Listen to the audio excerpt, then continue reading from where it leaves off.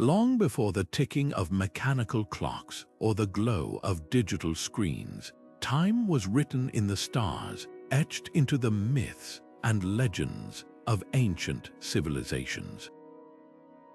Picture standing beneath a sky so vast and clear that every constellation tells a story, where the rise and fall of the sun isn't just a daily event but a sacred rhythm, a thread woven into the fabric of culture itself. This is the world of the ancients, where mythology didn't just entertain, it preserved the very secrets of the cosmos. Today, we're diving into the timekeepers of the ancients, uncovering how lost calendars and cosmic clocks were hidden in plain sight, encoded in tales passed down through generations. Think about the last time you checked the time. It's second nature, isn't it? But for the Maya, the Greeks, or the Egyptians, tracking time wasn't about convenience. It was survival, spirituality, and a way to commune with the divine. The Mayan long count calendar didn't just mark days, it mapped cycles of creation and destruction. The Greek zodiac wasn't just about horoscopes, it was a celestial clock, aligning human lives with the movements of planets and stars. These stories were more than folklore, they were living libraries, safeguarding astronomical knowledge long before telescopes or textbooks existed. So why did these cultures entrust their most precious cosmic insights to mythology? The answer lies in the power of storytelling, a universal language that could outlast empires, survive wars, and cross generations. Myths were the perfect vessels for complex ideas, transforming abstract celestial patterns into gripping narratives of gods, heroes, and cosmic battles. But here's the real question. What wisdom might still be locked away in these ancient tales? What if the key to understanding lost technologies or forgotten astronomical events lies buried in the myths we've yet to fully decipher? That's the journey we're embarking on today, a voyage through time where every story is a clue and every myth might just hold the secrets of the universe itself. Imagine trying to document the movement of planets without telescopes or predict eclipses without computers. For ancient civilizations, mythology became the perfect tool, a blend of poetry and precision, where every story held layers of meaning. Take the Egyptian sun god Ra, sailing his golden boat across the sky by day and through the underworld by night. This wasn't just a colorful tale, it was a way to track the sun's journey, marking the hours from dawn to dusk. Even the serpent Apep, Ra's eternal enemy, symbolized the threat of solar eclipses, moments when darkness threatened to swallow the sun whole. These myths transformed the unpredictable into the familiar, turning celestial phenomena into battles the gods could win, reassuring people that light would always return. But the genius of these stories went deeper. The Greeks wove timekeeping into the very fabric of their legends. The myth of Orion, the mighty hunter placed among the stars, wasn't just about heroism, it served as a seasonal marker. When Orion's belt appeared in the winter sky, it signaled the time to prepare for storms, while his disappearance in spring hinted at calmer seas. Similarly, the Pleiades star cluster, often called the Seven Sisters, guided farmers. Their first visibility at dawn meant planting season had arrived, a detail preserved in Hesiod's works and days, an ancient farmer's almanac disguised as epic poetry. What's truly remarkable is how these cultures embedded mathematical precision into their myths. The Maya, for instance, didn't just tell stories about the maize god, they synchronized his resurrection myth with the 260-day Tzolk'in calendar, a cycle that aligned with human gestation and crop cycles. Their Popol Vuh, a sacred text, wove together cosmology and morality, but hidden within its verses were references to Venus's 584-day cycle, critical for predicting wars and coronations. These weren't random choices, they were mnemonics, turning complex astronomy into unforgettable narratives. So why did this system work so well? Stories stick. They're easier to remember than raw data, and they adapt. When Babylonian astronomers noticed Venus didn't quite follow their predictions, they didn't scrap their myths. They added new layers, like the tale of Ishtar descending to the underworld, explaining the planet's occasional disappearance. Mythology became a living database, updated across generations. Today, we might dismiss these tales as mere fiction, but to the ancients, they were textbooks, almanacs, and scientific journals all in one, proof that sometimes the most enduring truths are hidden in plain sight, dressed as legends. Celestial cycles weren't just backdrop details in ancient creation myths. They were the very heartbeat of these stories, shaping how cultures understood existence itself. Take the Egyptian tale of Ra's voyage, where the sun god's daily journey mirrored the rising and setting sun. But this wasn't just a poetic metaphor. It was a way to encode the relentless, predictable rhythm of day and night, reinforcing the idea that time wasn't linear but a loop, endlessly repeating. Even Ra's nightly struggle through the underworld reflected the sun's disappearance below the horizon, a cosmic reassurance that light would always return. The Hindu concept of yugas takes this cyclical view even further, stretching time across unimaginable scales. These four great ages, Satya Yuga, Treta Yuga, Dvapara Yuga, and Kali Yuga, aren't just historical eras but cosmic seasons, each lasting hundreds of thousands of years. Like the turning of a wheel, civilizations rise and fall, virtues diminish and renew, all within this grand celestial timetable. What's fascinating is how closely this mirrors modern astronomical cycles, like the slow wobble of Earth's axis known as precession, which takes around 26,000 years to complete. Could the ancients have been tracking these vast celestial motions, embedding them in stories to make them unforgettable? Norway's Norse myths offer another striking example. Their creation story begins with the primordial void of Ginnungagap, where fire and ice collide to form the first giant, Ymir. But even here, cyclical time is key. The world is destined to end in Ragnarök, a cataclysm of fire and battle, only to be reborn anew. This wasn't just doomsaying, it echoed the seasonal death and rebirth of crops, the endless dance of winter into spring. Even the gods themselves were bound by time cycles, their fates written in the stars. What unites these myths is their refusal to see time as a straight line. For the ancients, eternity wasn't an abstract concept, it was woven into the fabric of daily life, from the shortening of days in winter to the predictable return of constellations. By wrapping these patterns in vivid stories, they turned the incomprehensible into something tangible, even intimate. A farmer planting seeds didn't just follow the seasons, he was reenacting the cosmic drama of Demeter and Persephone, or Osiris's resurrection. Time wasn't just measured, it was lived, a sacred rhythm connecting humanity to the universe itself.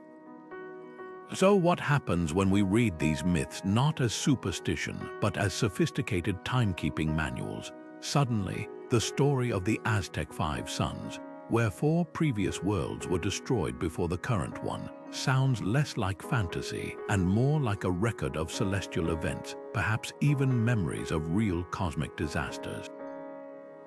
The Hopi prophecy of the end times tied to the blue star Kachina aligns eerily with the cyclical appearance of certain comets.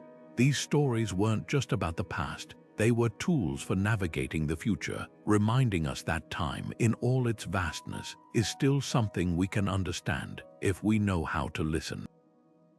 The Mayan long count calendar wasn't just a way to mark the passage of days, it was a cosmic blueprint, a vast mythological map stretching across millennia.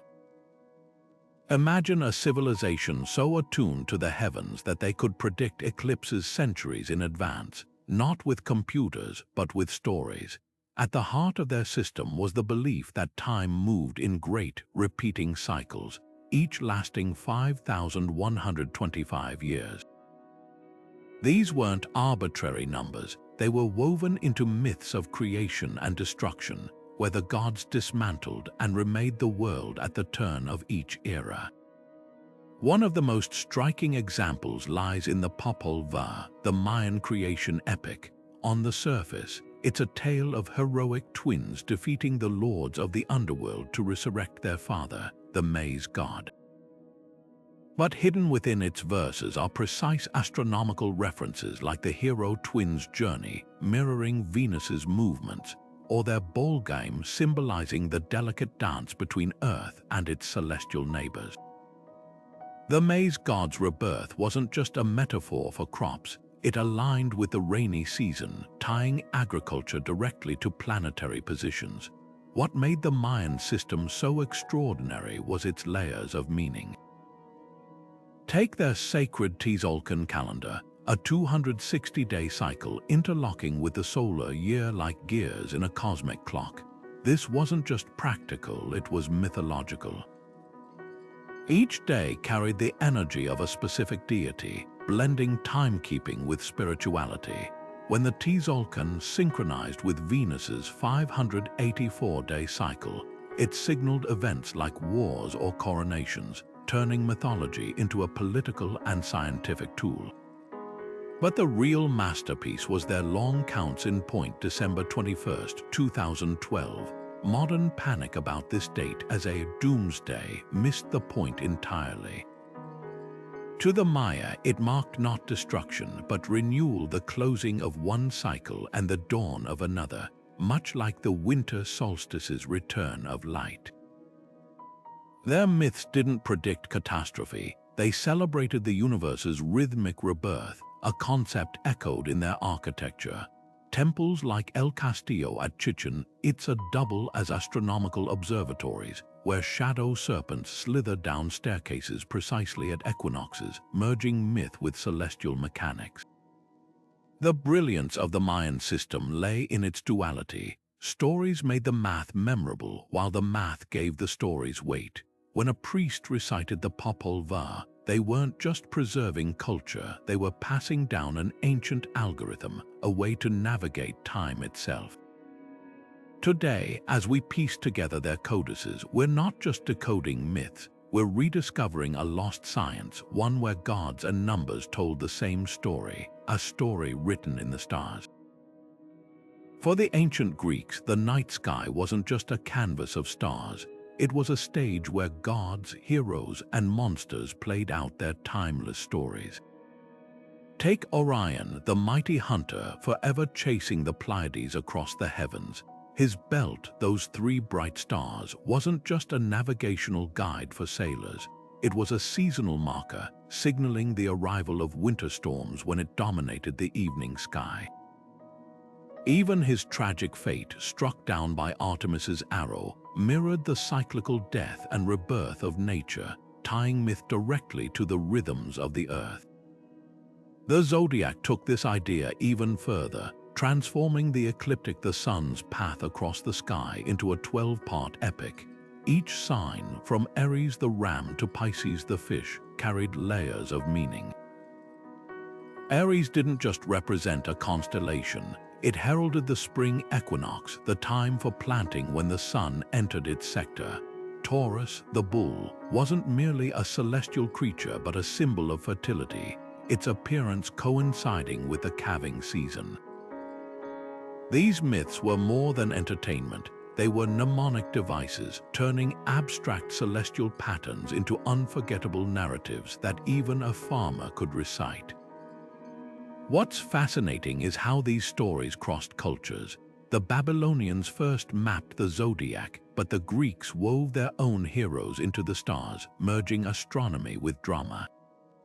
Why did this fusion stick? Because a story about Persephone's annual descent into the underworld explaining winter's barrenness was far easier to remember than raw astronomical data.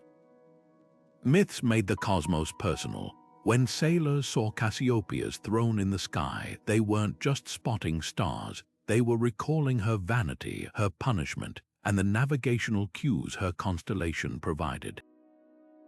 The real genius lay in the duality of these tales. The myth of Gemini, Castor, and Pollux wasn't just about brotherly devotion. Their stars marked the summer solstice, a critical time for trade winds in the Mediterranean. Farmers, sailors, and priests all relied on these stories, each interpreting them through their own lens.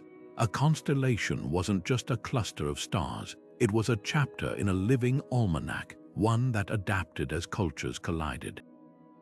The Romans adopted the Greek zodiac, the Hindus wove it into their own astrological systems, and today we still name our months after these celestial figures, proof that the oldest stories often hold the deepest truths. So the next time you glance at your horoscope, remember, those symbols aren't just whimsical predictions, they're fragments of an ancient language, a way of encoding time itself in the stars.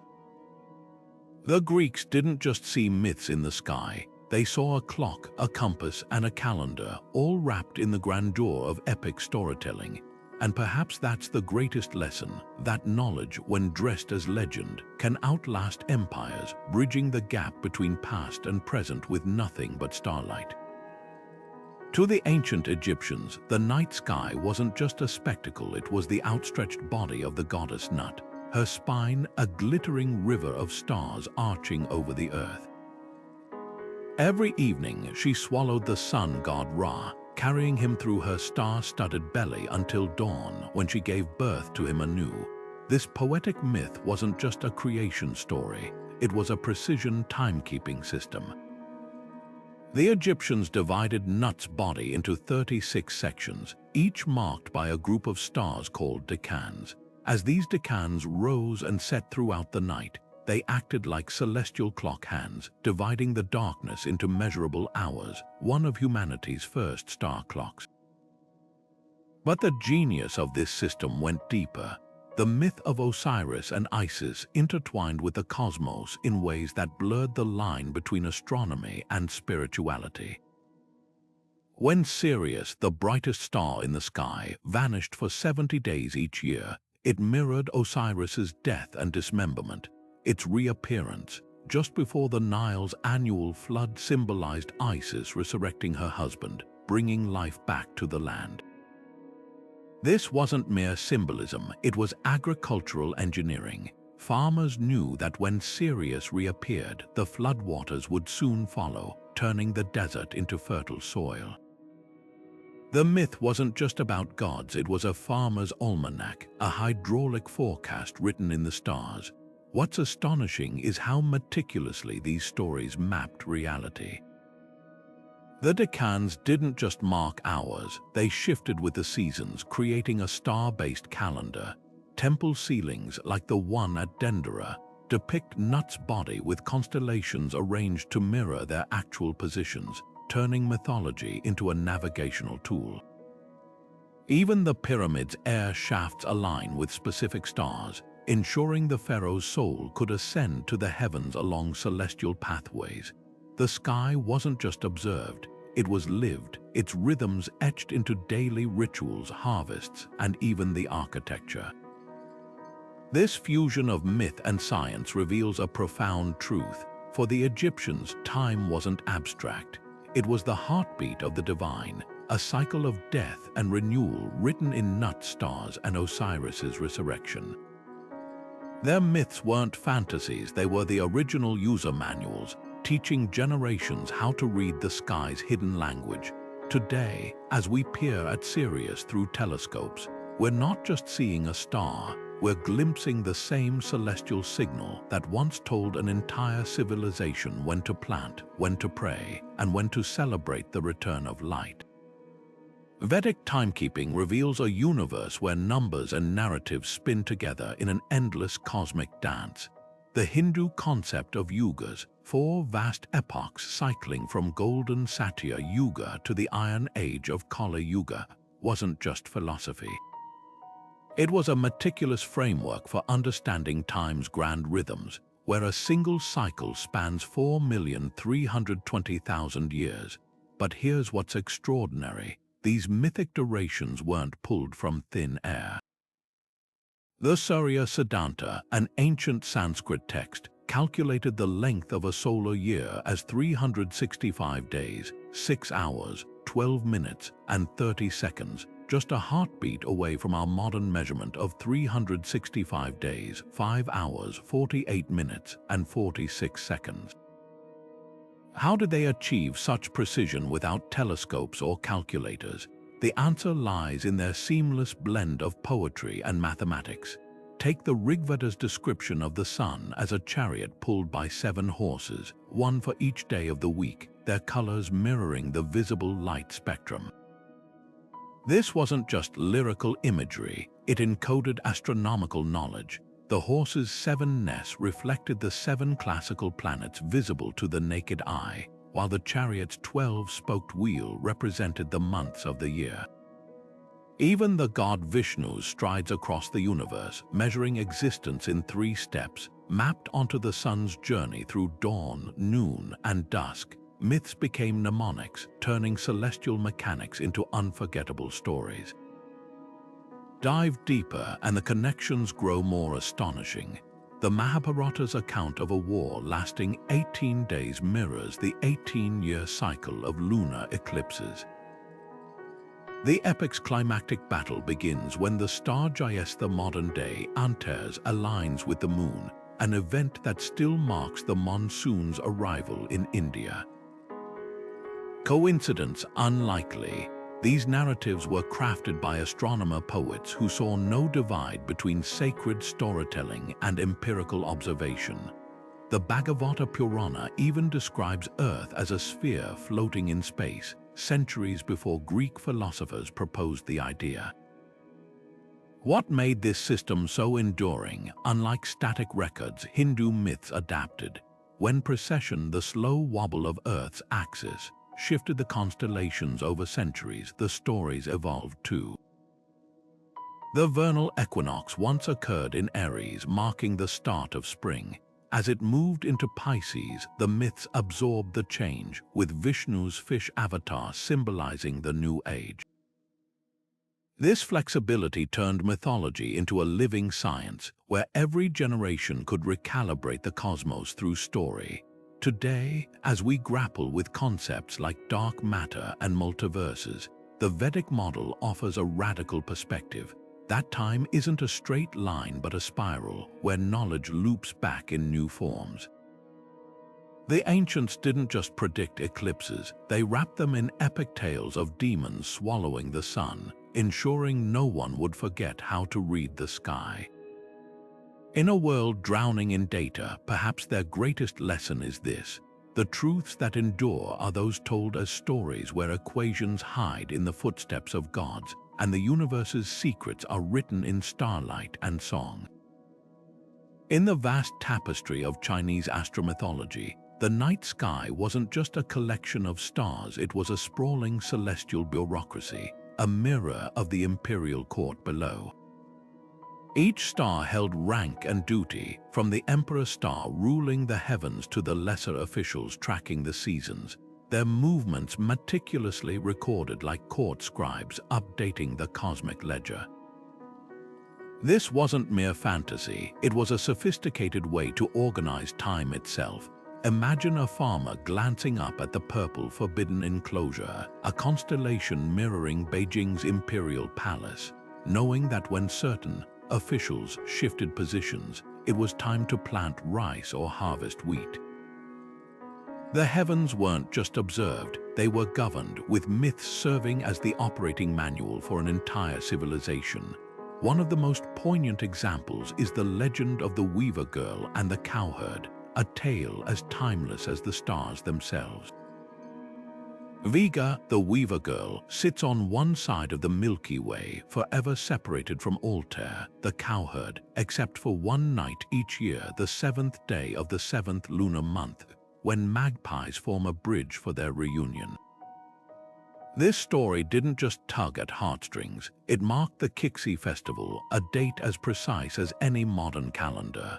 Farmers knew this celestial reunion signaled the end of summer's heat, while young lovers saw it as a night to pray for fate's favor. The myth wasn't just folklore, it was a cultural clock synchronizing human lives with the heavens' rhythms, but the brilliance of this system lay in its adaptability. When eclipses darkened the sky, the Chinese didn't panic. They told of the celestial dragon swallowing the sun, a myth that explained the phenomenon while subtly encoding its predictability.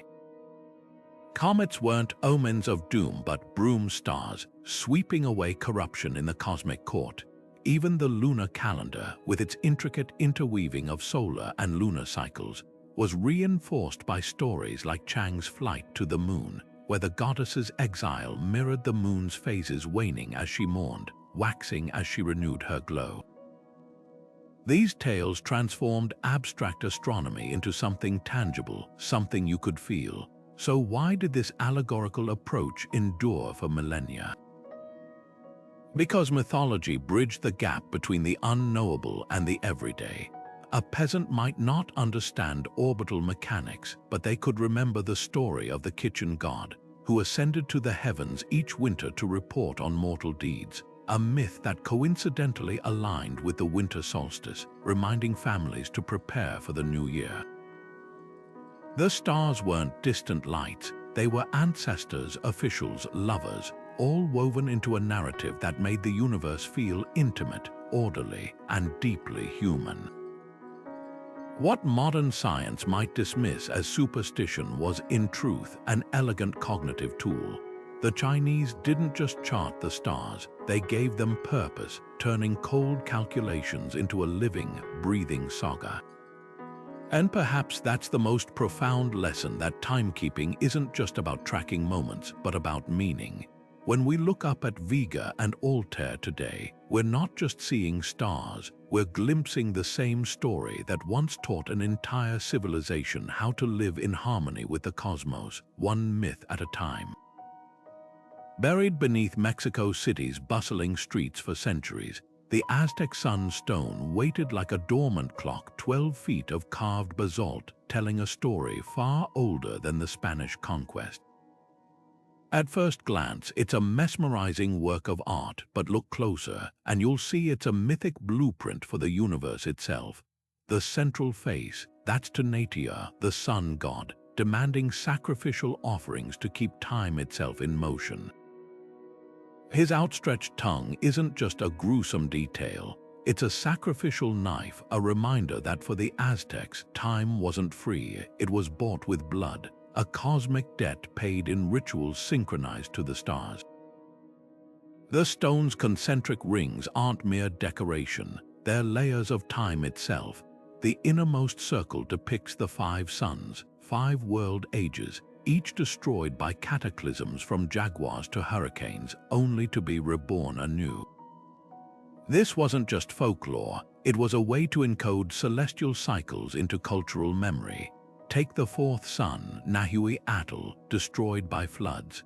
Scholars now recognize this as a possible reference to prehistoric climate shifts, preserved not as dry data but as gripping myth. The 5th sun, our current era, was prophesied to end in earthquakes, a detail that takes on eerie weight when you realize the Aztecs built their capital on a fault line, turning geology into prophecy. But the real genius lies in how the sunstone functioned as a calendar. The 4 cardinal directions around Tonatiuh aren't just symbolic, they align with solstices and equinoxes, turning the stone into a solar observatory. During the spring equinox, sunlight would hit specific carvings, signaling the time to plant maize, a divine alarm clock etched in stone. Even the 8 angles radiating outward correspond to Venus's 8-year cycle, a planet revered as Quetzalcoatl, the feathered serpent whose battles with Tezcatlipoca, the jaguar god of darkness, mirrored the planet's alternating appearances as morning and evening star. What's often overlooked is how portable this system was. Aztec codices, those accordion-folded books of deerskin and bark paper, were celestial almanacs in disguise. The Codex Borgia, for instance, depicts Venus's path as a serpent slithering through star fields, while the Codex Mendoza ties agricultural rites to specific solar events. These weren't just sacred texts, they were farmers' guides, military planners, and ritual manuals all in one. When a priest read the myth of Huitzilopochtli defeating the moon goddess Coilxauhqui, he wasn't just reciting poetry, he was tracking lunar phases, using story as a mnemonic for the moon's 29-and-a-half-day cycle. The Aztecs understood something modern science often forgets, that numbers alone can't capture time's essence. Their myths gave time texture a heartbeat, a struggle, a cost. The sunstone doesn't just measure days, it tells us that time is a story, one where gods battle for the right to dawn, where humanity's survival hinges on remembering the rhythm of the cosmos. And perhaps that's why these myths endure not as primitive superstitions, but as masterpieces of cultural engineering, proving that sometimes the most accurate clocks are the ones carved not in digits, but in legend. Across the vast Pacific, where the horizon stretches endlessly in every direction, Polynesian navigators performed feats that defied logic, voyaging thousands of miles with no compass, no maps, just the stars as their guide. But these weren't just points of light to them. Each star was a character in an epic myth, a celestial signpost passed down through chants and stories. Take the legend of Maui, the trickster demigod who lassoed the sun to slow its journey across the sky. Far from just a whimsical tale, this myth encoded critical knowledge about the solstices when the sun pauses at its northernmost and southernmost points, helping navigators predict seasonal winds and currents. The story wasn't just entertainment, it was survival technology, a way to turn the heavens into a compass. The brilliance of Polynesian wayfinding lay in its layered storytelling. When navigators chanted about Hokulea, the star we call Arcturus, they weren't just naming a bright light. They were recalling its role as the zenith star for Hawaii, hovering directly overhead when their canoes reached the archipelago.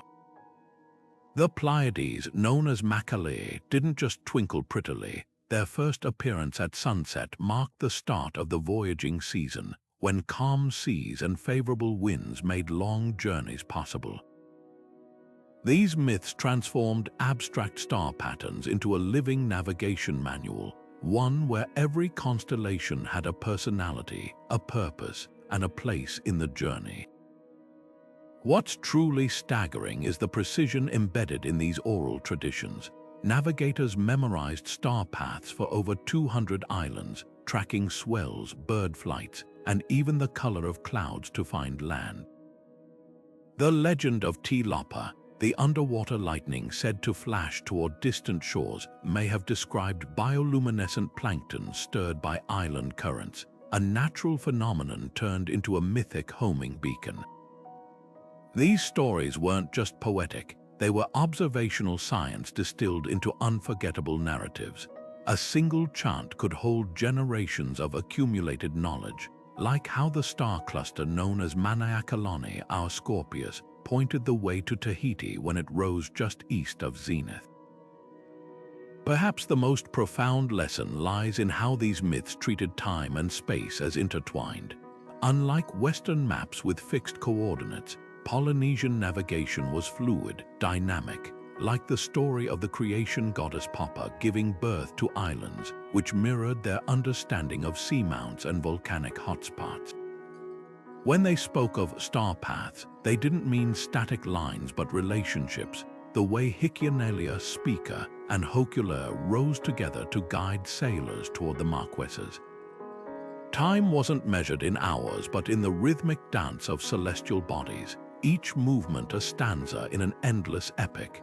Today, as modern wayfinders like Nainoa Thompson revive these ancient techniques, they're not just learning to read the stars, they're learning to think in myth. When Thompson describes navigating by feeling the canoe's motion through swells, he echoes the old stories of Maui sensing the ocean's pulse. these myths didn't just preserve knowledge, they preserved a way of seeing, where every wave and wind carried a story, and the sky was not a map but a living, breathing ancestor. In a world obsessed with GPS precision, the Polynesians remind us that sometimes the truest guides aren't coordinates, they're constellations wrapped in legend, whispering directions across the millennia. The Norse didn't just tell stories about Yggdrasil, they lived by it. This colossal ash tree, its roots drilling into the underworld and branches cradling the heavens, wasn't mere mythology, it was a cosmic clock. Picture a Viking sailor lost in the endless twilight of an Arctic winter with no sun to guide him.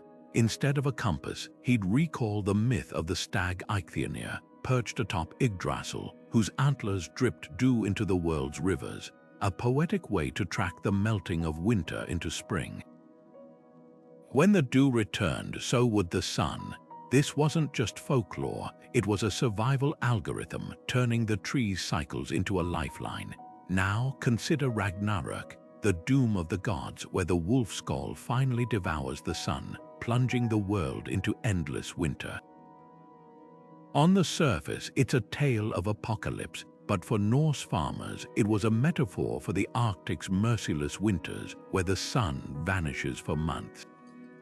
The myth didn't just describe chaos, it prepared people for it. By framing seasonal darkness as a battle the gods themselves faced, it normalized the struggle, offering hope. After Ragnarok, the world would rebirth just as spring follows winter. Even the names of the sun Sol and moon Mani weren't arbitrary. Their eternal chase across the sky, pursued by wolves, mirrored the fleeting daylight of Scandinavia, a celestial drama explaining why winter days grew shorter as the wolves gained ground. The real ingenuity lay in how these stories tackled timekeeping's biggest challenge, the Arctic's extreme seasons. With no consistent sunrise or sunset, the Norse turned to the stars, specifically the aurora borealis. They called it Bifrost, the flaming bridge to Asgard, but it also served as a navigational aid. When the lights shimmered in specific patterns, it signaled the approach of the coldest nights, a warning whispered in mythic terms. Even the Norns, the three goddesses weaving fate at Yggdrasil's base, played a dual role. Their threads weren't just symbolic of destiny, they mirrored the length of daylight, shorter threads in winter, longer in summer, a poetic almanac stitched into the cosmos. What's striking is how these myths doubled as community coordination tools. The tale of Thor's fishing trip, where he nearly hooks the world's serpent Jörmungandr, wasn't just a showcase of strength. It coincided with the start of the herring runs when storms made fishing perilous. By linking the gods' struggle to a real-world event, the story became a mnemonic. When Thor's legend was told, it was time to brace for both tempests and bounty. Similarly, the harvest festival of winter nights marked the end of the sailing season. Time to the Pleiades' descent, another case of mythology syncing with celestial mechanics. The Norse didn't romanticize nature, they weaponized their myths against it. When they spoke of Odin sacrificing his eye for wisdom, they weren't just praising bravery, they were encoding a lesson. Survival in the North demanded sacrifice, whether it was enduring winter's darkness or venturing into icy seas. Their legends were never just stories, they were the original emergency manuals written in the language of gods and giants. And perhaps that's why these tales still resonate, not as relics of superstition, but as testaments to human ingenuity, proving that even the harshest landscapes can be mastered when you speak time's language in myth. For the Babylonians, the night sky wasn't just a spectacle, it was a divine telegraph pulsing with messages from the gods. At the heart of this celestial language stood Marduk, the patron deity of Babylon, whose legendary battle against the chaos dragon Tiamat wasn't just a creation myth. It was a cosmic blueprint explaining everything from solar eclipses to the retrograde motion of planets. When the moon darkened or Mars appeared to loop backward, These weren't random events, they were echoes of Marduk's victory, reminders that order would always triumph over chaos. But here's what's extraordinary. The Babylonians didn't just tell these stories, they turned them into the world's first known astronomical almanacs.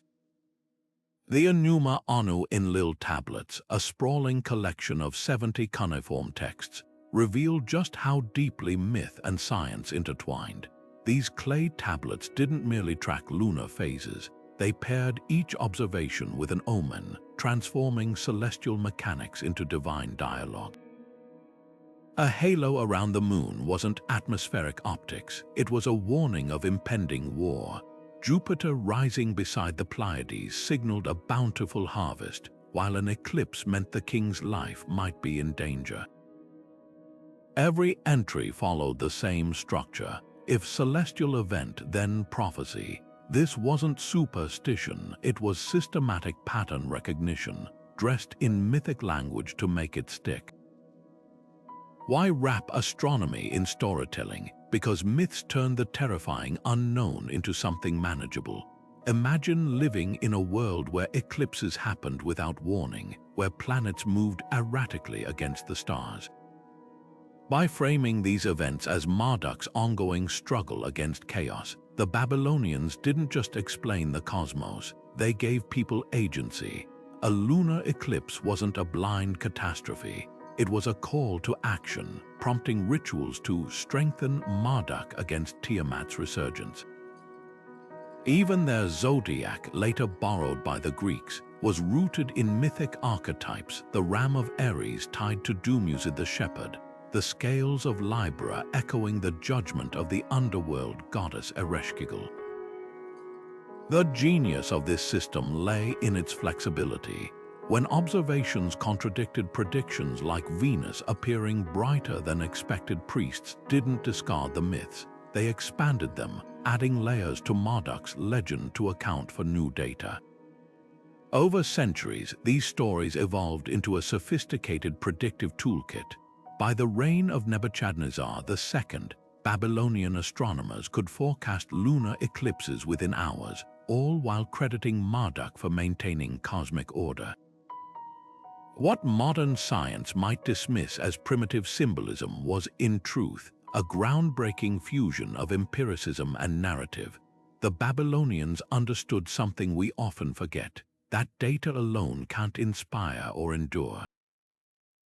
By encoding celestial laws in epic battles between gods and monsters, they ensured their knowledge would outlast empires. Today, as we pass their tablets, we're not just decoding ancient astronomy, we're rediscovering the power of stories to turn the terrifying vastness of space into a conversation, one where every eclipse is a sentence, and every planet's motion is a verse in an epic written across the sky. The Druids left no written records, but their whispers linger in the rustling leaves of ancient oaks, each tree a living calendar marking time in 13 lunar months. Their sacred groves weren't just places of worship, they were celestial observatories where the cycle of birch, rowan, and yew mirrored the turning heavens. At the heart of this system stood the Green Man, his face woven from vines and foliage, not merely a symbol of nature's bounty but a keeper of cosmic rhythms. His ever-changing visage budding in spring, lush in summer, withering in autumn, bare in winter was a mnemonic for the solstices and equinoxes, turning myth into a farmer's almanac carved into collective memory. Stonehenge's towering stones often steal the spotlight, but lesser-known sites like Ireland's Hill of Tara reveal even deeper connections. The Lia Fail, or Stone of Destiny, wasn't just a coronation site. It was a solar marker, screaming when touched by the rightful king, a legend that might encode its function as an equinox indicator. At Beltane, when fires blazed across hilltops to welcome summer, the alignment of Tara's mound of the hostages captured the sunrise, flooding the chamber with light. These weren't random rituals, they were precision timekeeping disguised as pageantry, where the gods' whims were actually astronomical events. The Coligny calendar, a fragmented bronze plaque discovered in France, offers rare physical evidence of Celtic timekeeping. Its 62-month cycle interleaves lunar and solar years like gears in a cosmic clock, with markings for lucky and unlucky days. But look closer and you'll find Samhain, the festival we now call Halloween, positioned as the year's end, when the veil between worlds thinned. This wasn't superstition. It marked the Pleiades' zenith, a celestial cue for livestock sacrifices before winter. Even the calendar's damage speaks volumes. The deliberate gouges suggest Roman attempts to erase not just a tool, but a rival system of knowledge. Folklore preserves what archaeology cannot. The Welsh tale of Blodeuwedd, a woman made of flowers betrayed by the shifting seasons, mirrors the myth of Persephone, but with a Celtic twist.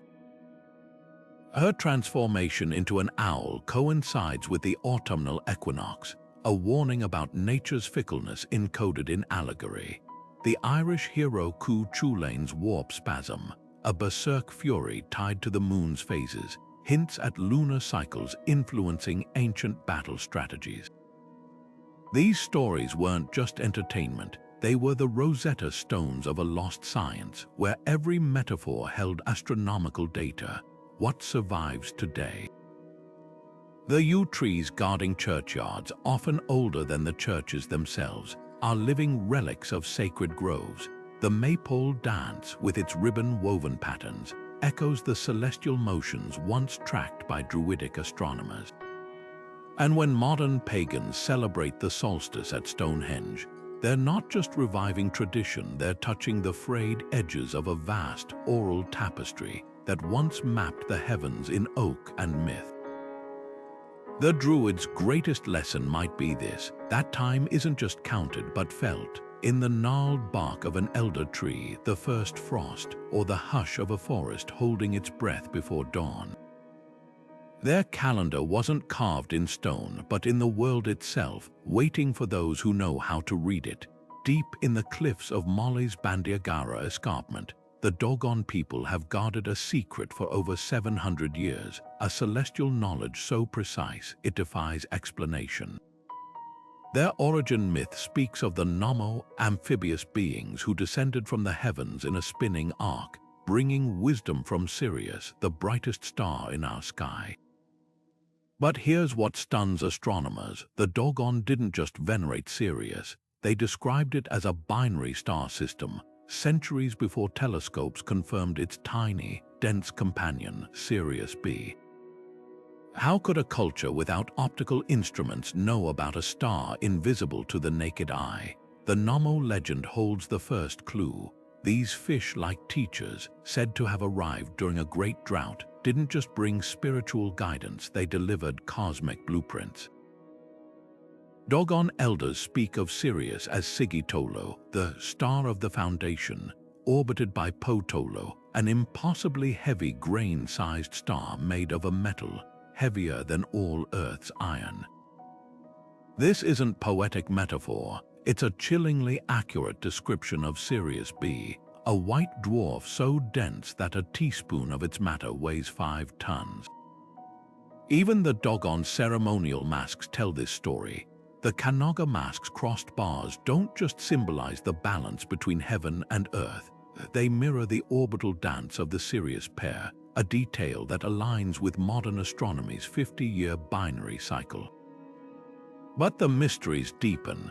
The Dogon's Dharma festival, held every 60 years, coincides almost exactly with Sirius B's elliptical orbit, a number modern science didn't calculate until the 19th century. Their star maps, etched into cave walls, include not just Sirius but Jupiter's 4 largest moons and Saturn's rings, all invisible without magnification. Some anthropologists suggest ancient contact with Egyptian or Mesopotamian astronomers, pointing to the Sirius-focused calendar of Egypt's Temple of Isis at Dendera. Others propose an even bolder theory, that the Nommo legend preserves fragmented knowledge from a lost civilization, one that grasped celestial mechanics long before recorded history. What's undeniable is the Dogon's sophisticated teaching methods. Initiates learn astronomy through sand-drawing spirals representing Sirius B's path, concentric circles marking its gravitational pull. These aren't static images but dynamic models, updated as elders pass down corrections refined over generations. When French anthropologists Marcel Griaule and Germain Dieterlen recorded these traditions in the 1930s, they found complex mathematical concepts embedded in creation myths, like the star's position being 3 grains of fonio millet southeast of Sirius, a directional precision that matches telescopic observations. The real lesson here isn't about extraterrestrial visitors or forgotten super science. It's about the endurance of knowledge when it's woven into the fabric of culture. The Dogon didn't need textbooks because their myths were their textbooks, their rituals living equations. While Western astronomy forgot Sirius B's existence after early Greek mentions, the Dogon kept its memory alive in dance, art, and oral tradition. Their stories challenge us to reconsider what primitive really means, and to wonder what other cosmic truths might be hiding in plain sight, whispered across generations as legends waiting to be decoded. In the dim candlelight of medieval workshops, alchemists didn't just mix potions, they decoded the universe. Each metal in their crucibles carried a celestial signature. Gold was the sun's child, silver born of the moon, while iron bore the stubborn mark of Mars. This wasn't poetic fancy, it was a coded language, one that turned leaden secrecy into golden wisdom. Take the myth of the philosopher's stone, said to transmute base metals into gold and grant eternal life. On the surface, it's a quest for material wealth, but peel back the symbolism, and you'll find a startling truth. The stone's 7 stages of purification mirrored the 7 classical planets, each step aligning with a metal's celestial counterpart. The alchemist's furnace wasn't just a tool, it was a microcosm of the heavens where earthly metals ripened under planetary influence like fruit on a cosmic vine. Why hide astronomy in allegory? The answer lies in the shadow of the Church's disapproval. When Dominican friar Albertus Magnus wrote of metals growing in the earth like plants, he wasn't describing geology. He was smuggling Babylonian star lore into Christian Europe, disguised as natural philosophy.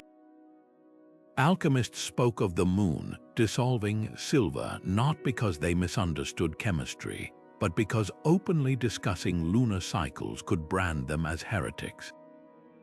Even their bizarre illustrations, dragons swallowing their tails, kings and queens dissolving in baths, were celestial maps.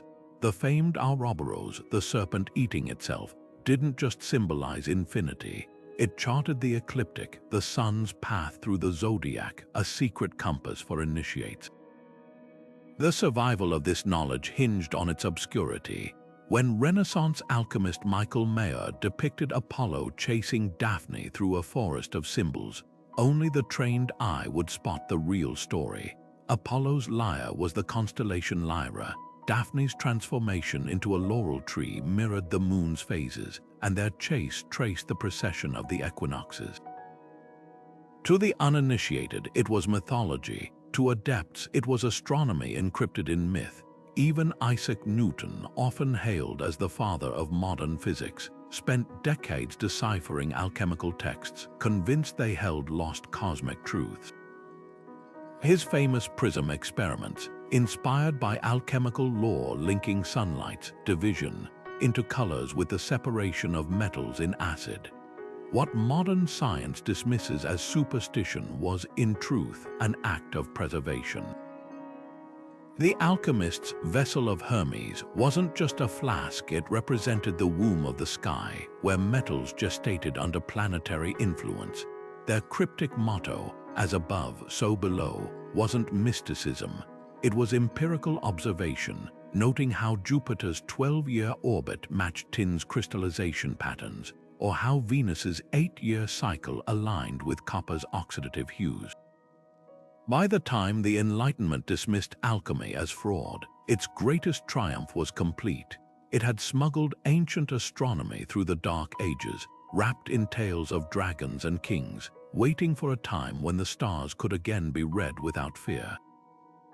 For the Pawnee people of the Great Plains, the appearance of Venus as the morning star wasn't just a celestial event, it was a divine signal to awaken the earth. Their morning star ritual, one of the most intricate ceremonies in North America, began when Venus rose before dawn in early spring. Warriors would fasten a captive starling to a sacred scaffold, its feathers painted red to mirror the planet's glow, then release an arrow skyward, not as sacrifice, but as a symbolic act of cosmic reciprocity. This wasn't random timing. It coincided with Venus's 8-year cycle of reappearing in the same position, a pattern the Pawnee tracked with astonishing precision. Their earth lodges, circular dwellings with entrance doors facing east, doubled as astronomical observatories. When morning star light spilled through the doorway at the ritual's appointed hour, it confirmed the ceremony's celestial timing, myth made manifest in architecture. Travel southwest to the Navajo homeland, and you'll find constellations invisible to Western star charts. They're celestial beings like the trickster coyote who scattered stars across the sky weren't just folklore, they were ecological waypoints. The Diliahe, or Pleiades cluster, signaled the first frost when it reached its zenith at midnight. When the male figure of the Big Dipper, known as Nahuko's Bika, dipped low in autumn, it warned of approaching winter, while its upward tilt in spring aligned with the melting of mountain snows. Even the Milky Way, called Yukestahi, or the backbone of the night, served as a seasonal compass, its shifting angle guiding the timing of planting, harvesting, and ceremonial cycles. These stories weren't told around campfires for entertainment. They were mnemonics, turning the night sky into a farmer's almanac written in starlight. What set Native American timekeeping apart was its seamless fusion of celestial and terrestrial rhythms. The Lakota tracked buffalo migrations by Orion's belt, which they called Teamni, meaning the spine of the bison. When those 3 stars rose at dusk, it signaled the herd's movement toward winter grazing grounds. The Zuni, masters of dry land farming, timed their corn planting to the heliacal rising of the star cluster they called the Seven Sisters, not when the Pleiades first appeared, but when they became visible just before dawn's light erased them, a precise ecological cue that soil temperatures were ideal for germination.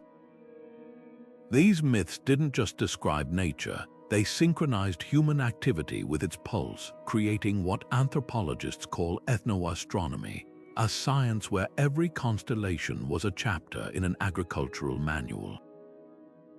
The genius of these systems lay in their adaptability. Unlike rigid Gregorian calendars, indigenous timekeeping adjusted to regional ecosystems. The Hopi, living in Arizona's high desert, divided their year not into 4 seasons but 6, adding planting time and gathering time to reflect their environment's nuances. Their legend of the blue star Kachina, a celestial being prophesied to herald the end of an age, may encode memories of past supernova or comet appearances, events that disrupted climatic patterns and demanded calendar recalibration. Meanwhile, Pacific Northwest tribes like the Haida used the moon's phases to track salmon runs, naming each lunar month after the life cycle of the fish, from moon when the salmon return to moon when the bears feed on salmon. These stories accomplished something modern calendars cannot. They tied time to place. A Navajo shepherd didn't need a pocket watch. He knew midday had arrived when the shadow of a particular rock formation touched a juniper tree, a landmark aligned with solstice sunrises. The Anishinaabe people's sugar moon marked not just a lunar phase but the precise window when maple sap flowed fastest, a detail embedded in their legend of Nanabajo, the trickster who taught humans to tap trees. Time wasn't abstract or universal. It was woven into the land itself, measured in the blooming of specific flowers, the calls of migratory birds, or the angle of light on a canyon wall. Perhaps the most profound lesson lies in how these cultures viewed celestial bodies not as distant objects, but as relatives. The Pawnee didn't worship Venus, they addressed it as Pa or Father, a living entity maintaining cosmic order. When Navajo elders say, "We are the stars and the stars are us," they're not speaking metaphorically, they're affirming a kinship with the heavens that guided their survival for millennia. In an era of climate crisis, these myths offer more than historical insight. They model a way of living where time isn't something to control, but a rhythm to join, where every harvest, every ceremony, and every story keeps the universe in balance. The ancient Hindu sages didn't just imagine time as cyclical, they lived it. Their concept of the yuga cycles spanning millions of years wasn't mere speculation. It was a cosmological rhythm embedded in daily rituals. When a priest chanted the Rigveda at dawn, he wasn't just greeting the sun, he was syncing with the same celestial motions that govern the universe's birth, death, and rebirth. This idea of eternal return wasn't unique to India. The Stoics of Greece spoke of the great year, when all planets would realign and history would repeat itself down to the smallest detail.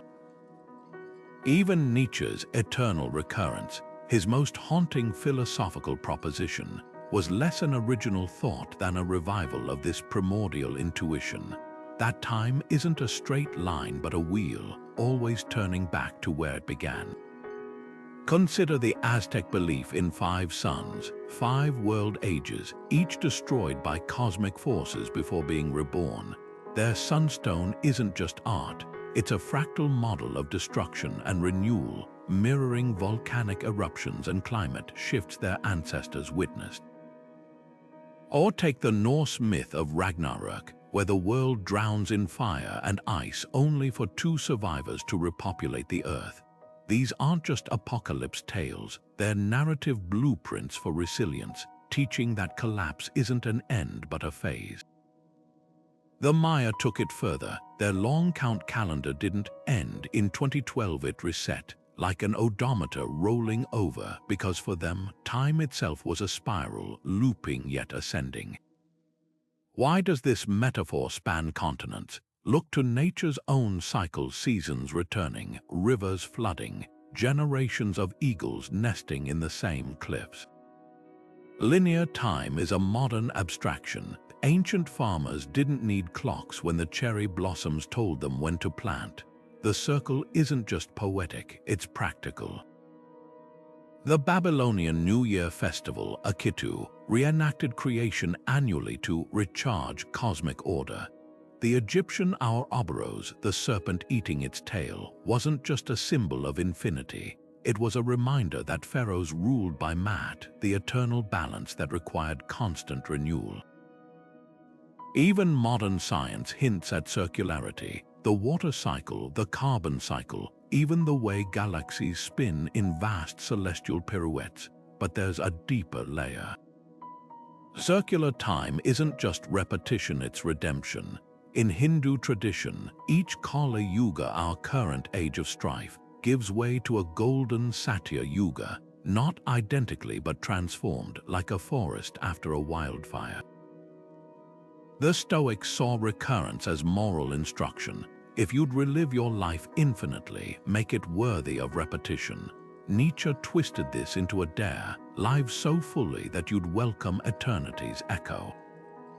These myths suggest time isn't just something we measure, it's something we meet, a dance where every step forward is also a return. Perhaps that's the real revelation. When Indigenous Australians speak of the dream time where past, present, and future coexist, or when modern physicists theorize about closed time-like curves, they're circling the same truth. That linear time might be the illusion, and the circle the deeper reality. The next time you watch a sunset, remember, You're not just seeing a day end, but a promise that light, like time itself, will come back around. For the Romans, a flock of birds wasn't just a natural phenomenon. It was a ticking clock, a divine telegram from Jupiter himself. Augurs, Rome's elite diviners, would climb sacred hills like the Capitoline, their bronze litu staffs raised to slice the sky into quadrants.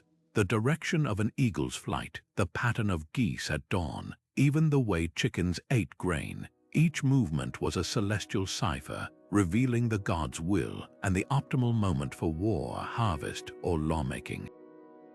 This wasn't superstition. It was a sophisticated synchronization of human and heavenly rhythms. Take the legend of Romulus and Remus, where vultures circling the Palatine Hill didn't just confirm Romulus as Rome's founder, they set a precedent. For centuries after, magistrates would watch for 12 vultures, the same omen that blessed the city's birth, before declaring war. Time wasn't measured in hours but in winged messengers, each flap of their wings a stroke of fate's pen. Julius Caesar's calendar reform in 45 BCE might seem like pure mathematics adding days to align with the solar year, but its roots were steeped in myth. The old Roman calendar, a chaotic patchwork of lunar months and political tampering, had drifted so far that winter festivals were falling in autumn. Caesar didn't just consult Egyptian astronomers, he invoked the legacy of Janus, the two-faced god of beginnings whose temple doors opened during war and whose month, January, now anchored the new year. Even the added leap day every 4 years echoed the bisextile tradition, a nod to the intercalary months once decreed by pontiffs interpreting celestial signs. The Julian calendar wasn't just a tool, it was a theological statement asserting that Rome's destiny moved in lockstep with the cosmos. The Pantheon's oculus, that perfect circle open to the sky, wasn't just architectural genius. At midday on April 21st, Rome's birthday, sunlight would strike the northern niche, illuminating the emperor in a column of divine light. This spectacle mirrored the myth of Jupiter Optimus Maximus, whose temple on the Capitoline Hill was aligned so the sunrise on his feast day would bathe his statue in gold. Romans didn't merely track time, they staged it, turning hours into theater where gods and mortals shared the stage. Festivals like the Saturnalia, where masters served slaves during the winter solstice, weren't just revelry, they reenacted the mythical Golden Age, collapsing past and present into a single, cyclical moment.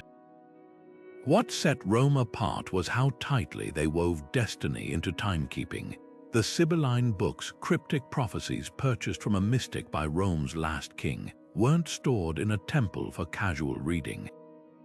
They were consulted only when unnatural omens occurred: comets, storms at sea, even spontaneous animal speech, each interpreted as a rupture in the divine timetable.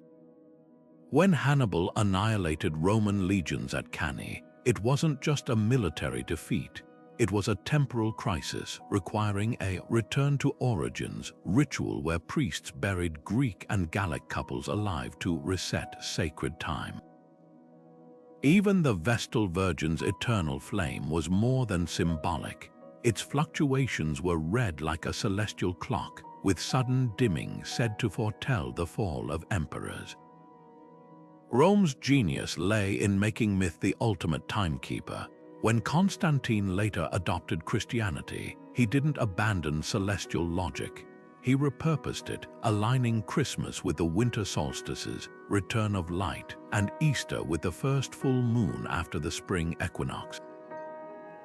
The lesson: time wasn't neutral ground. For the Romans, every second hummed with divine intention, every calendar page whispered with the voices of gods. Their legacy reminds us that clocks and watches may measure minutes, but only stories can measure meaning. The Hindu concept of Kalpa stretches the imagination to its limits. A single day in the life of Brahma, the creator god, lasts 4.32 billion years, a span so vast it mirrors the age of our planet. But this isn't just poetic exaggeration. It's a jaw-dropping alignment with modern cosmology's understanding of deep time. The Mahabharata, that sprawling epic of war and destiny, takes this even further. When the great battle of Kurukshetra begins, the text describes celestial omens, planetary conjunctions, eclipses, and the ominous appearance of comet like Dhumiketus.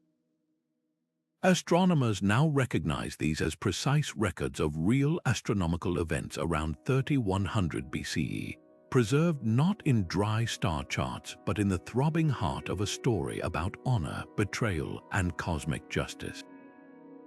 What's revolutionary here isn't just the accuracy, it's the method. Hindu sages didn't scribble equations on palm leaves. They wrapped celestial data in narratives so gripping, so emotionally charged that generations would chant them verbatim.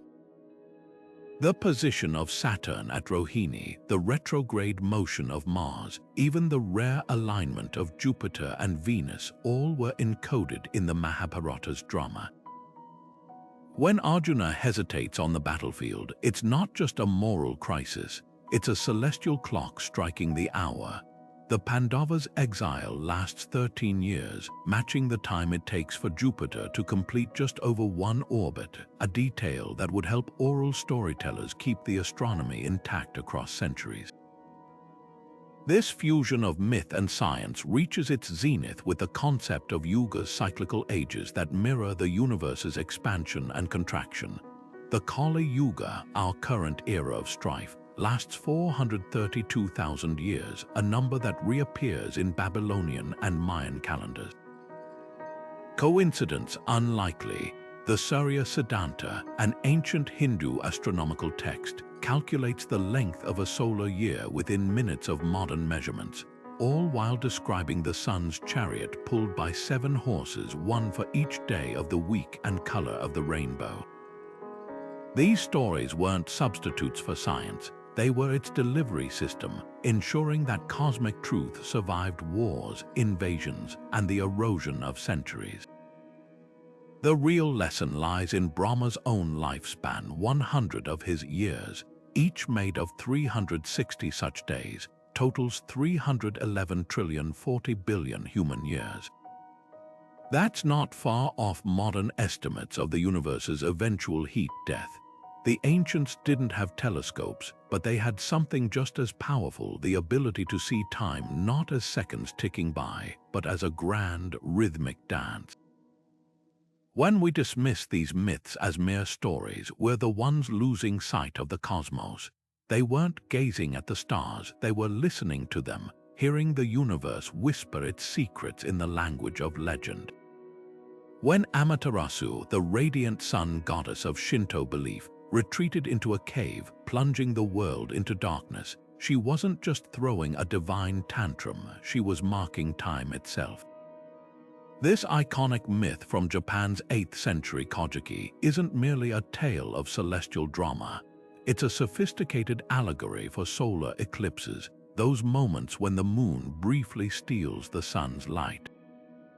The other deity's solution, luring Amaterasu out with a mirror and raucous celebration, didn't just restore daylight. It established a template for rituals like the Kagura dances still performed at shrines today, synchronizing human reverence with cosmic events. The mirror used to coax Amaterasu, now enshrined at Ai's grand shrine, doubles as a symbolic timekeeper, reflecting the sun's cyclical return. The Kojiki and its companion text, the Nihon Shoki, are far more than origin stories. They're celestial almanacs disguised as mythology. Take the tale of Tsukuyomi, the moon god, whose rift with the food goddess Yukimachi explains the moon's phases, waning when he recoils from her decaying offerings, waxing as harmony is restored. Even the kami, Shinto's myriad spirits, function as time's custodians. The harvest deity Inari's fox messengers weren't just mystical companions. Their movements mirrored the agricultural calendar, with rice planting rituals timed to the fox's breeding season. The storm god Suzanu's chaotic tempests weren't random wrath but markers of seasonal typhoons. his legend encoding maritime warnings for fishermen. Japan's lunar solar calendar, adopted from China but steeped in local myth, wove these divine narratives into daily life. The Obon festival, when ancestral spirits return, aligns with the full moon of the 7th month, not by accident, but because moonlight was considered the bridge between worlds. The Hanami cherry blossom viewing, more than aesthetic pleasure, it was a survival strategy. Blossom's fleeting bloom, tied to the lunar calendar, signaled the ideal rice planting window, while the myth of Konohana Sakaiheim, the blossom princess, linked floral cycles to volcanic soil fertility. Even the Kojiki's creation story, where the deities Izanagi and Izanami stir the ocean with a spear, forming the first island, mirrors tidal patterns, with the spear's dripping brine symbolizing the moon's pull on Earth's waters. What set Shinto timekeeping apart was its fluidity. While Western calendars rigidly partitioned days, Shinto's Toki system divided daylight into 6 mutable hours, stretching or shrinking with the seasons. Dawn wasn't just a time, it was Aken Sosu, the reddening moment when Amaterasu's power peaked. The Yamabushi mountain ascetics took this further, using star lore wrapped in Tengu legends to navigate forests. Their demon guides were actually celestial markers like Vega, remembered through tales of winged spirits. The genius of this system lies in its resilience. When Japan adopted the Gregorian calendar in 1873, the old rhythms didn't vanish, they hybridized. The Setsuban Bean Throwing Festival, once a Lunar New Year rite, now falls on February 3rd, yet still channels the myth of demons driven away by solar purity. Modern Tokyo's neon skyline may seem worlds away from the Kojiki's myths, but glance upward during a solar eclipse, and you'll see crowds mirroring their ancestors clanging bells, holding up reflective surfaces, reenacting Amaterasu's return. The stories endure because they weren't just about time, they were time, a reminder that every sunrise, every harvest, every tide is part of a grander tale, one where gods and mortals dance to the same celestial rhythm. In the bustling libraries of Baghdad and the observatories of Damascus, Islamic scholars performed a quiet revolution, not by discarding ancient myths, but by translating their celestial poetry into the universal language of mathematics. Take al-Biruni, the 11th century polymath who didn't just study Hindu myths about eclipses. He calculated their exact duration using trigonometry, proving that Rahu, the demon said to swallow the sun in Sanskrit lore, could be predicted down to the minute.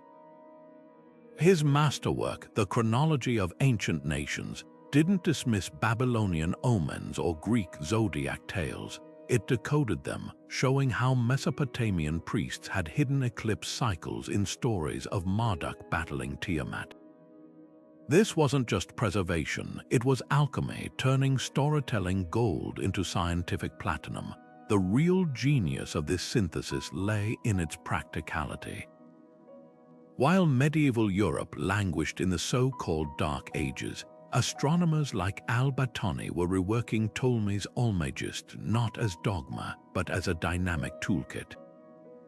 His Zij tables, filled with painstaking star observations, still referenced the old Arab folk names for constellations: Al-Jabbar, Orion the Giant, and Al-Asad, Leo the Lion. These weren't nostalgic flourishes, they were bridges, helping sailors and farmers transition from myth-based navigation to mathematical precision. Even the astrolabe, that iconic Islamic invention, bore engravings of zodiac signs alongside calibrated degree marks, a tangible marriage of myth and measurement.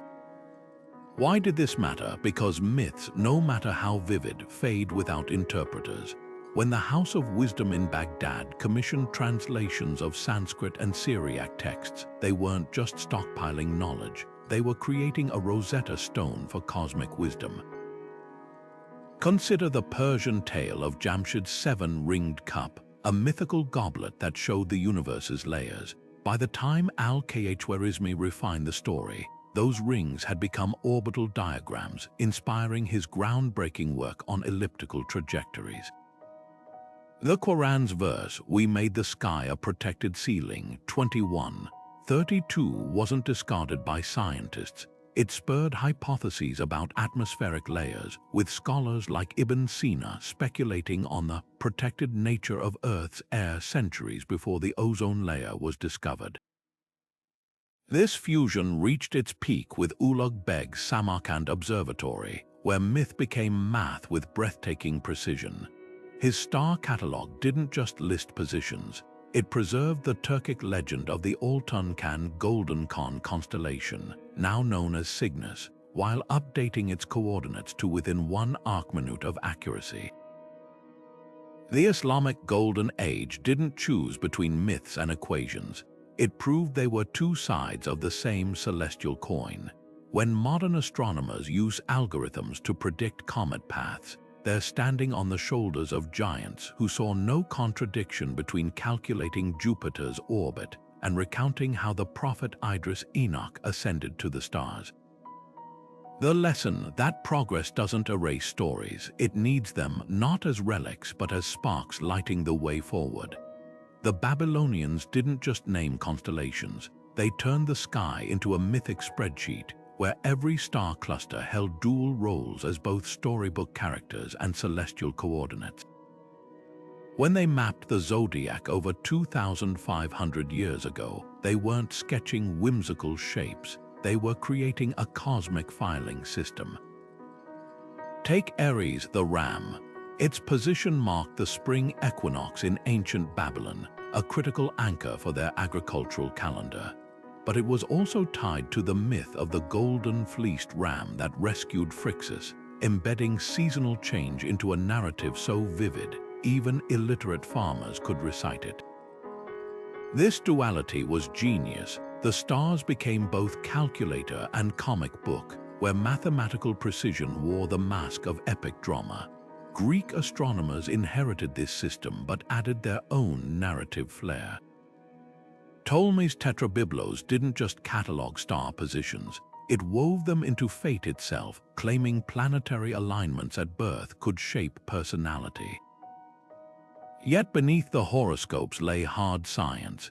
The Age of Aquarius concept, popularized in 20th century musicals, actually traces back to Hipparchus's discovery of precession, the slow wobble of Earth's axis that shifts equinox positions over 26,000 years. To the Greeks, this wasn't dry astronomy. It was the story of Zeus gradually surrendering his throne to new gods, with each age corresponding to a zodiac constellation. Myths gave the math's meaning, turning an imperceptible celestial drift into a saga of cosmic succession. What's astonishing is how these symbols transcended cultures. The scorpion of Scorpio wasn't just Greek, it echoed the Babylonian Gurtab, a creature with a stinging tail, while the Chinese reinterpreted the same stars as the azure dragon's claws. Even the Maya, oceans away, had their own zodiac-like Ekwe, a celestial jaguar whose path mirrored the ecliptic. These parallels weren't coincidence, they were proof that star patterns served as a universal Rosetta Stone. Sailors, traders, and scholars from Alexandria to Angkor Wat could all navigate by Orion's belt, whether they called him the hunter, the plow, or the antelope trap. The zodiac's true power lay in its adaptability. When precession nudged the spring equinox from Aries into Pisces around 200 BCE, the myths evolved too. Early Christians adopted the fish symbol not just for Jesus' miracles, but because Pisces now heralded renewal, a celestial endorsement for their new faith. Later, Islamic astronomers like al-Sufi preserved these symbols while recalibrating their math, ensuring star lore survived the Dark Ages. By the Renaissance, even skeptics like Kepler couldn't escape the zodiac's grip.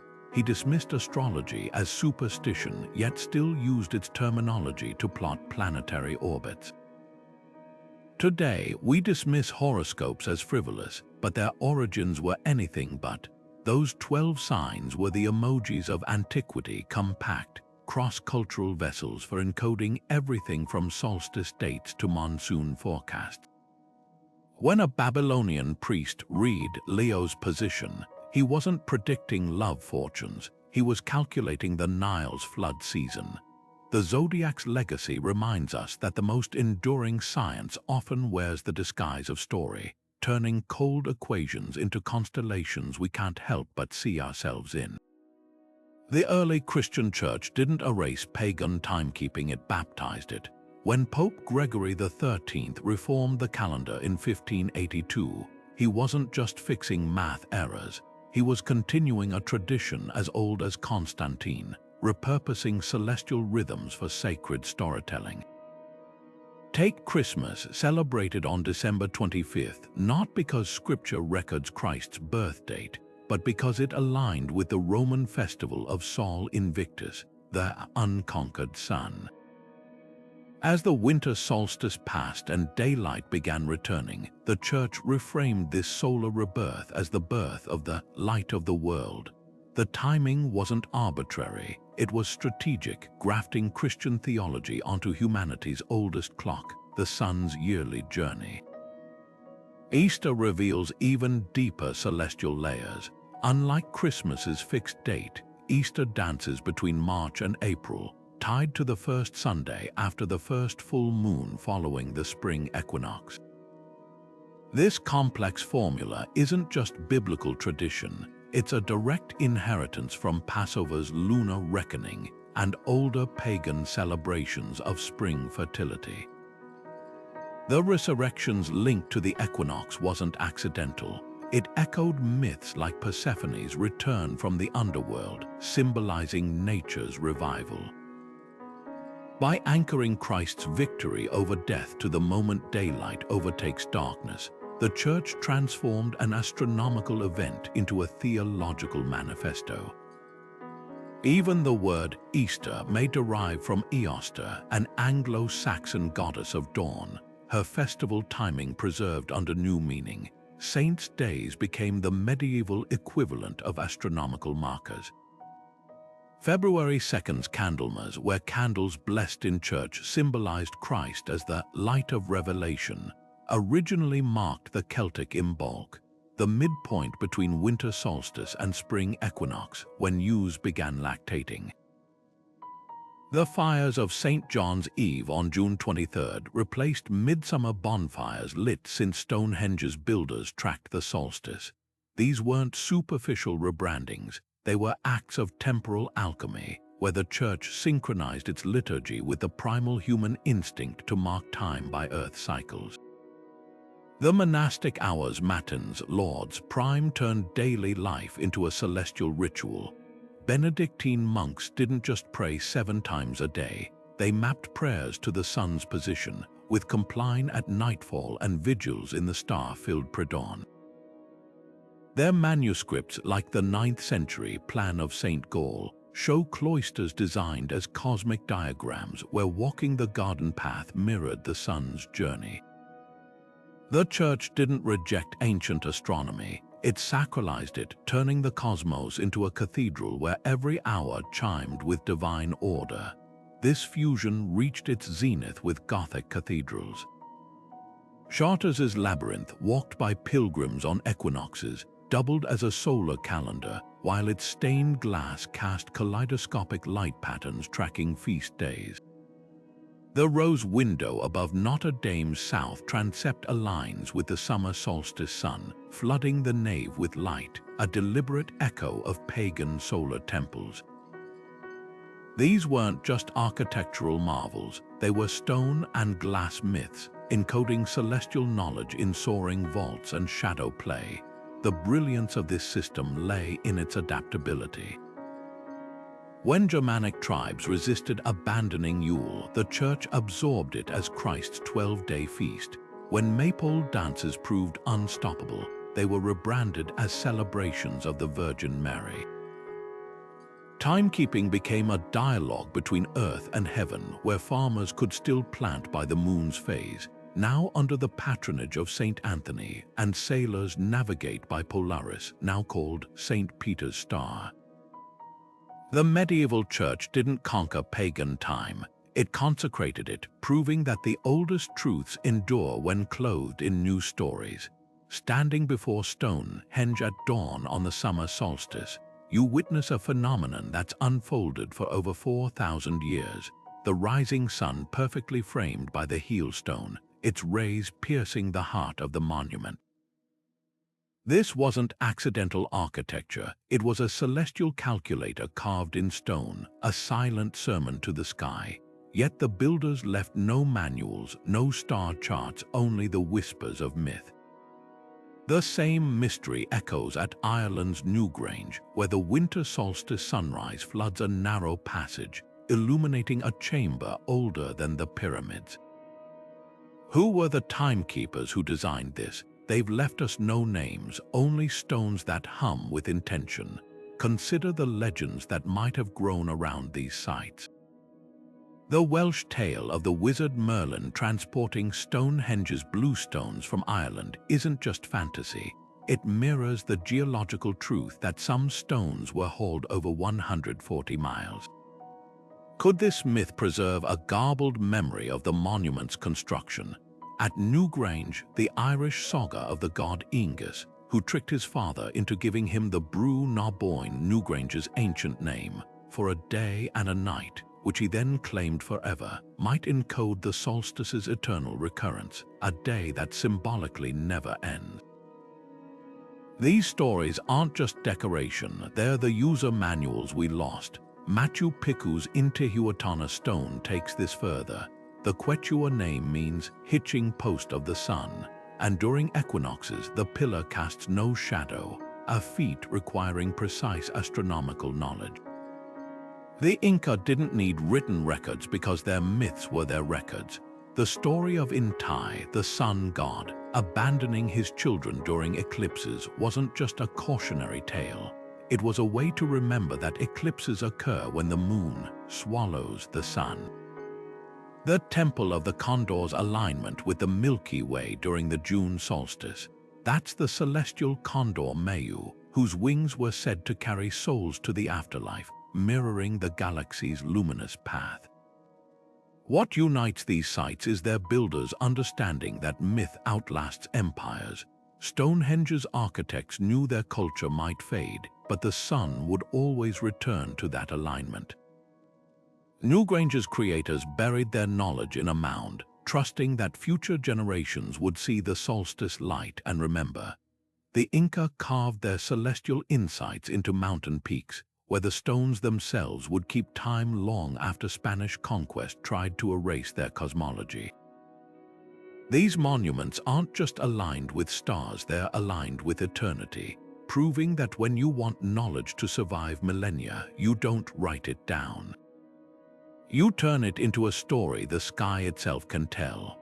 The sudden blotting out of the sun or moon struck terror across ancient civilizations, but every culture spun this celestial drama into mythic gold.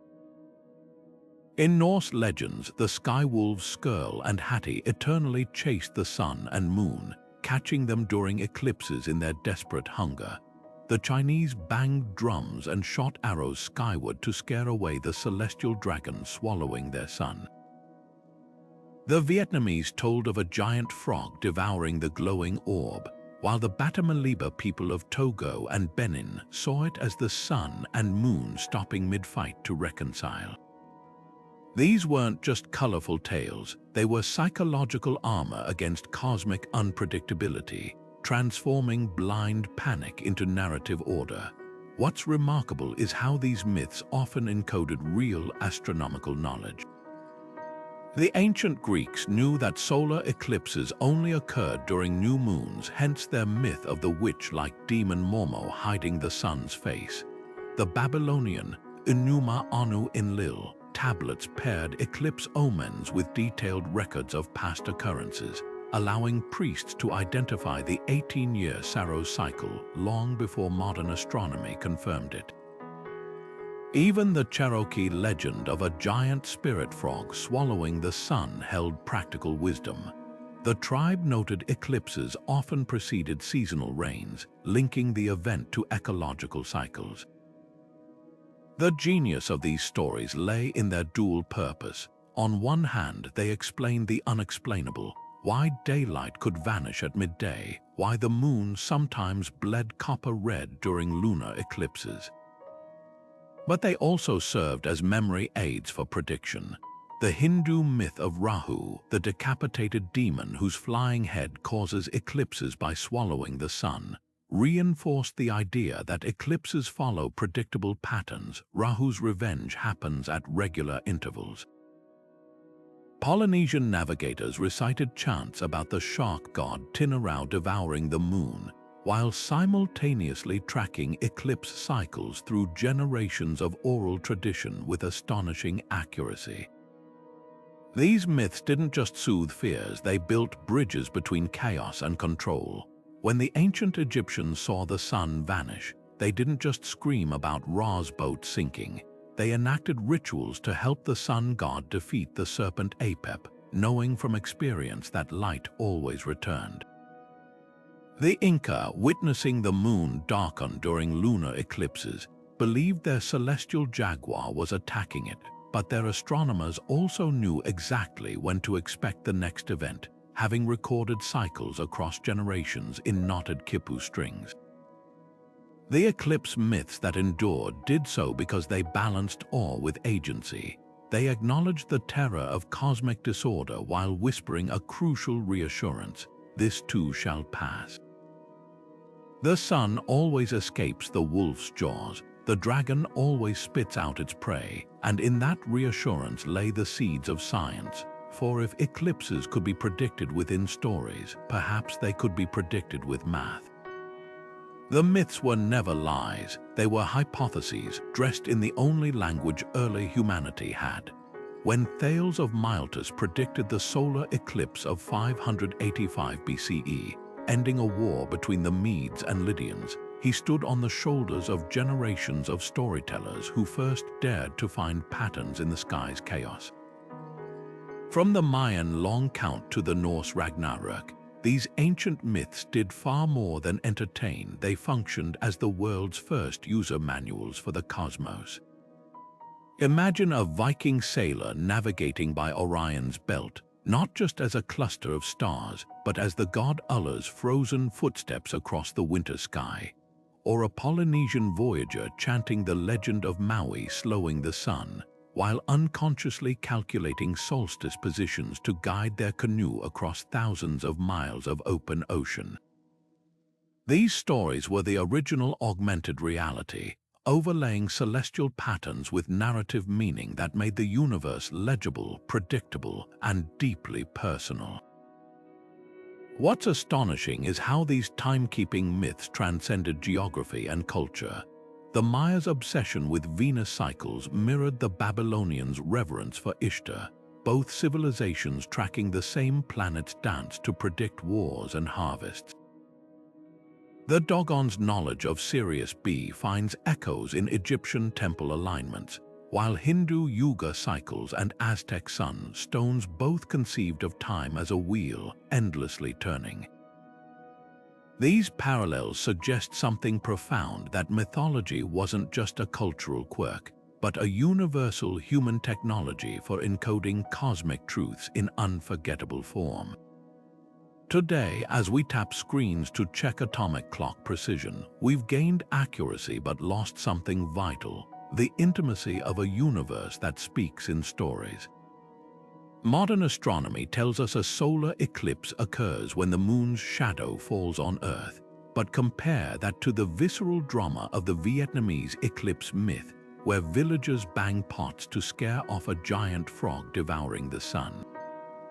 One gives data, the other gives meaning, tying human emotion to celestial mechanics. The ancients didn't just want to predict eclipses, they needed to feel them, to weave these events into their cultural DNA.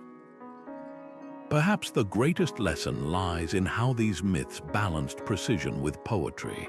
The Mayan Dresden Codex doesn't just list Venus cycles, it depicts the planet as a war deity, his spear strikes marking its heliacal risings. Norse farmers didn't memorize frost dates. They recalled the tale of Skadi, the winter goddess whose icy breath receded when the constellation Boötes appeared. By embedding calendars in characters and cosmic clocks in conflicts, these cultures ensured their survival knowledge would outlast empires, written not on clay but in collective memory. As we rediscover these systems from Polynesian star chants to Celtic tree calendars, we're not just uncovering ancient science. We're reclaiming a way of seeing where time isn't an abstract grid, but a living conversation between earth and sky. The next time you glance at the moon, try seeing it as the Inuit did, not a rock, but the goddess Sedna governing tides from her celestial bathhouse. Or watch Orion rise and remember the Lakota who named those stars the bison's spine, signaling winter's approach. These myths remind us that the universe doesn't just tick, it sings.